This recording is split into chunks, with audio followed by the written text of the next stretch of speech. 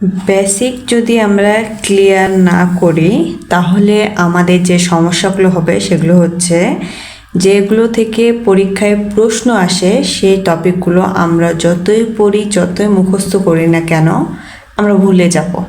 তাই আমাদেরকে most important যেটা সেটা হচ্ছে বেসিক ক্লিয়ার করা।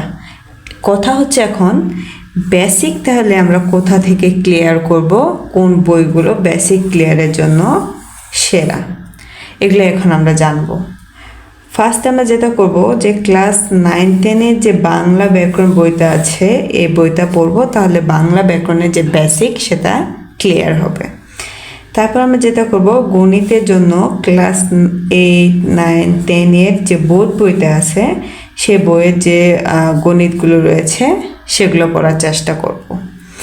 এরপরে ইংরেজি গ্রামারের জন্য ক্লাস 8-এর যে বইটা আছে সেখান থেকে পড়ব, তাহলে ইংরেজি গ্রামারের যে বেসিক সেটা ক্লিয়ার হবে।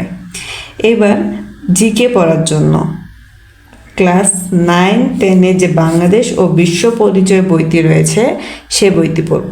তাহলে আমরা যদি বেসিক ক্লিয়ার করার জন্য এই কয়েকটি বই পড়ি তাহলে সামনে নিবন্ধনের জন্য আমাদের ভালো একটা প্রস্তুতি হবে। নেক্সট ক্লাসে আমরা জানবো যে কোন সাবজেক্ট আগে পড়লে আমাদের প্রস্তুতি ভালো হবে সে গুরুত্বপূর্ণ বিষয়টি সম্পর্কে।